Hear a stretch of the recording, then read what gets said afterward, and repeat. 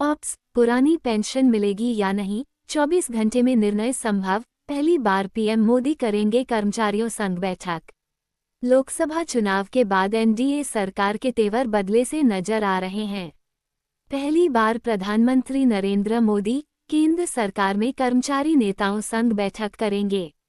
मतलब ओपीएस पर आरिया पार होना लगभग तय माना जा रहा है। केंद्रीय बजट में वित्त मंत्री निर्मला सीतारमण ने एनपीएस सुधार की बात कही थी।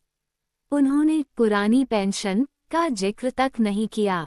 उसके बाद संसद में पूछे गए एक सवाल के जवाब में वित्त राज्य मंत्री पंकज चौधरी ने कहा, कर्मचारियों के लिए पुरानी पेंशन बहाली का कोई प्रस्ताव केंद्र सरकार के विचाराधीन नहीं है। इसके बाद कर्मचारी निराश हो गए। अब 2 राज्यों में विधानसभा चुनाव से पहले प्रधानमंत्री मोदी 24 अगस्त को स्टाफ साइड की राष्ट्रीय परिषद जेसीएम के प्रतिनिधियों से बातचीत करेंगे। 1 दशक में ऐसा पहली बार हो रहा है जब पीएम मोदी ने कर्मचारी संगठनों के नेताओं को बातचीत के लिए बुलाया है। पीएम आवास पर होने वाली इस बैठक में कर्मचारियों के हितों से जुड़े कई दूसरे मुद्दों पर भी चर्चा होने की उम्मीद है। बता दें कि लोकसभा चुनाव के बाद एनडीए सरकार के तेवर बदले से नजर आ रहे हैं। पहली बार प्रधानमंत्री नरेंद्र मोदी केंद्र सरकार में कर्मचारी नेताओं संग बैठक करेंगे। मतलब ओपीएस पर आरिया पार कुछ तो हो जाएगा। एआईडीएफ के महासचिव और एआईटीयूसी के राष्ट्रीय सचिव सी श्रीकुमार ने केंद्रीय बजट पेश होने के बाद कहा था कि केंद्रीय बजट सरकारी कर्मचारियों और पेंशनभोगियों की उम्मीदों तक पहुंचने में विफल रहा है।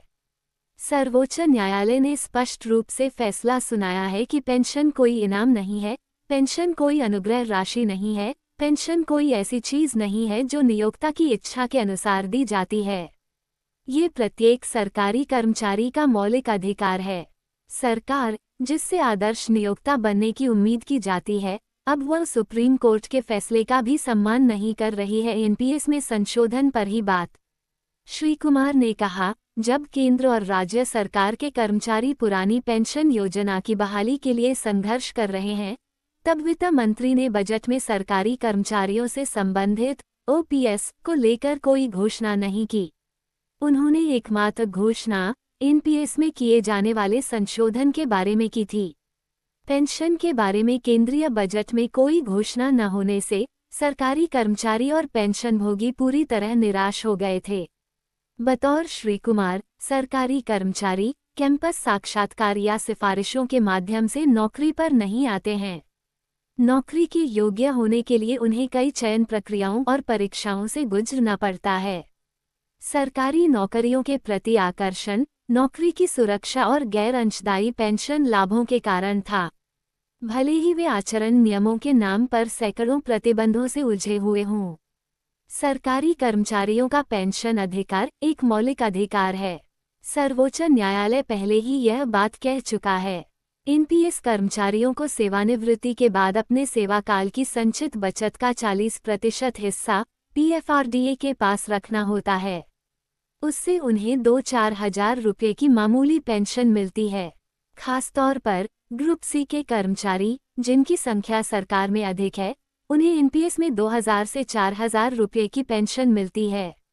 एक तरफ सरकार विदेशी कंपनियों सहित कॉर्पोरेट घरानों को हर तरह के लाभ और राहत देने में खुश है, तो वहीं दूसरी ओर सरकारी कर्मचारियों सहित श्रमिक वर्ग को पूरी तरह से उपेक्षित किया जा रहा है। भारत सरकार में 15 लाख से अधिक कर्मचारी एनपीएस के अंतर्गत आते हैं।